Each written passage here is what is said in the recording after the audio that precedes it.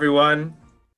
I hope the drasha for this week finds you well, and nice to be able to talk to you, albeit from a distance, as we strive for connection with one another. I know that this Shabbos is not Hanukkah, but I figured we would take the opportunity to talk about Erev Shabbos, which is Hanukkah, and certainly is my hope that people will be seeing this while it's still Hanukkah. And I want to talk about the name Hanukkah, the word Hanukkah. Perhaps most famously, the etymology, the connotation is Chanukah. Try to understand the word, try to understand where it comes from, because there are a lot of different explanations. Chanu, Machaneh, rest, the military soldiers of the Hashmonayim, as they were defending the Jewish community against the mighty Greek army, they rested. When did they rest? Kaf He, on the 25th of Kislev. And so that is one explanation of the name Hanukkah. And certainly for us, we want to make sure that we rest to commemorate their resting, in the sense, rest for the purpose of reflection, rest for the purpose of recognizing the miracle that took place. That's what they were reflecting on, without question, that what they had just experienced against long odds, being able to overcome the great obstacle that was the weaponry and the military prowess of their adversaries. Another explanation, and perhaps there's a connection between the chen, the grace, that's what the word means, chet nun, and that you have a grace that was able to be found by our ancestors. It was bestowed upon them, this mercy, this compassion, because of a certain chen, as the Almighty looked at them, seeing that they were worthy of not being thrown out of Israel, this generation, these leaders, but of being victorious here during the time of Hanukkah. And certainly on Hanukkah, we want to have that same definition. We want to be seen by the Almighty in that same light, with this kind of chen. Ultimately, though, we know that Hanukkah was the time of the reestablishment, the ability to inaugurate anew, using pure olive oil, the Beis HaMikdash, and the Mizbeach, and Chanukah, Chanukas Habayis, Chanukas Beis Knesses, Chanukas HaMizbeach, Chanukas Beis HaMikdash, means initiating, establishing, having this renewed fortifying, if you will, as the Gemara tells us that they were able to do. And it's about dedicating ourselves, celebrating dedication, dedicating ourselves to the light of Torah as represented by the menorah. So that Chanukah is Chanukas, that this Chanukas is a dedication of this time on the calendar, dedication, rededication of our values and principles, just like they rededicated the Beis HaMikdash, the structure. We realize our identity is not just tied to a structure, but it's a body of faith and emunah, and that we ourselves as individuals and as a community and as a global Jewish community dedicate ourselves anew this time of year, every single year, to the principles that were fought for so many years ago, and that how the holiday represents the perseverance of our faith, and that is Chanukah, dedication.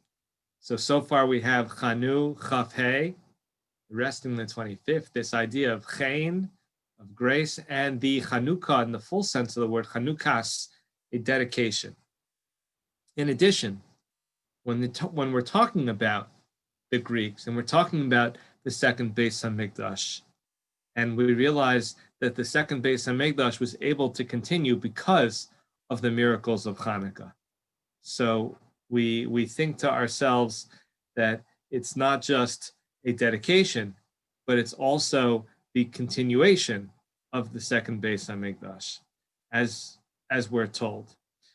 But there's an earlier version of this. Chanukas HaMizbeach is actually referenced in the Torah itself, long before the story of Hanukkah. So we're told that there was some consternation when it came to Aharon, when it came to Moshe's brother. And his frustration was that he wasn't a part of the original dedication of the Mizbeach. The tribe of Levi and the Kohanim, different than the rest of the people. And there were certain responsibilities that didn't belong to them. And it gives us a moment to maybe reflect on the fact that Jews have different responsibilities, whether you're from the tribe of Levi or elsewhere. But everybody plays a role.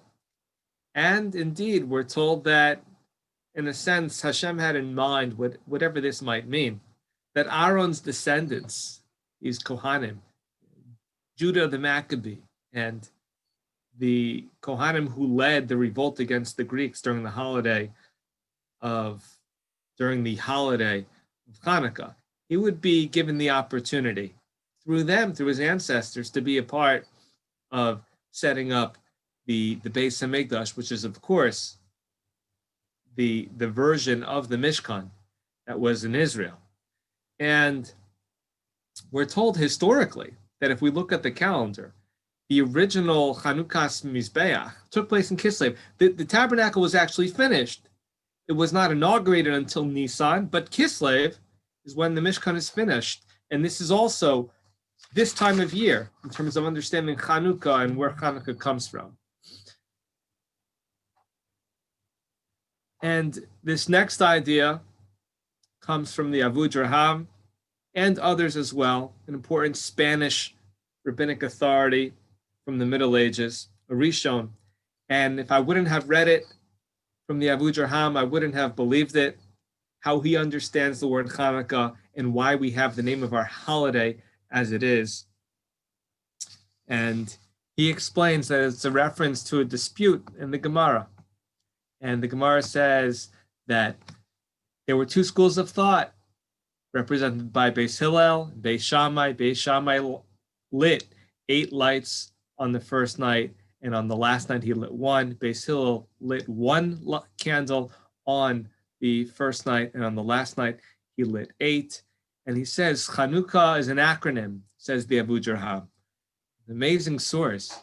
He says the reason why it's called Chanukah is that we remember this dispute in the Gemara, and that we are of the school of thought that increases a candle for every night, like the school of Hillel, Beis Hillel. And Chanukah stands for Ches Neiros, 8 candles, V'halacha, and that's the Vav, and V'halacha, the law is Ki Beis Hillel, like Beis Hillel. So that is Ches, Nun, Vav, Chaf, Hey, and that's the etymology and the understanding of the word in our lexicon that you and I are so familiar with, known as Chanukah. So we should know what we're talking about when we discuss the holiday and where the name Chanukah itself comes from.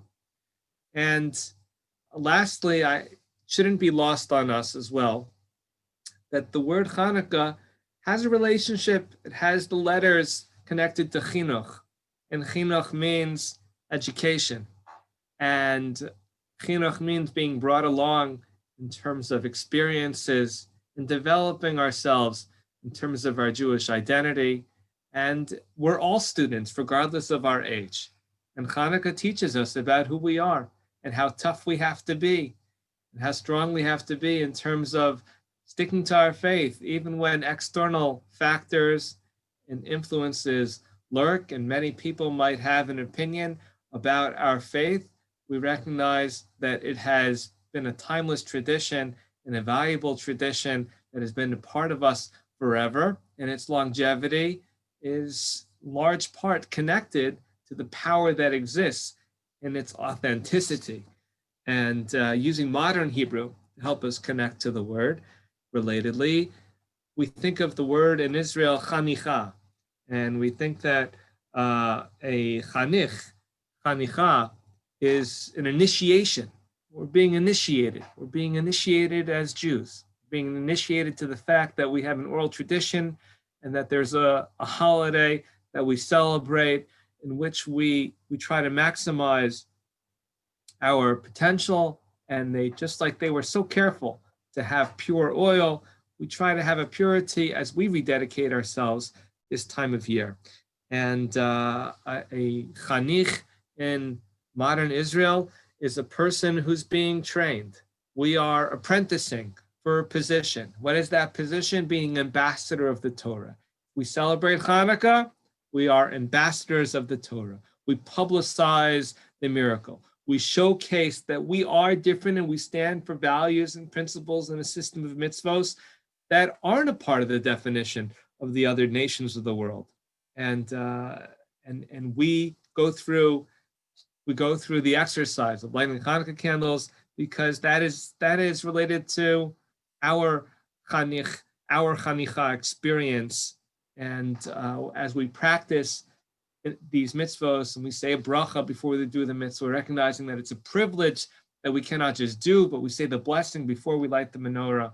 So this experience, this exercise, the hallel that we do, it's in a small way, it captures who we are and encapsulates Judaism as a whole.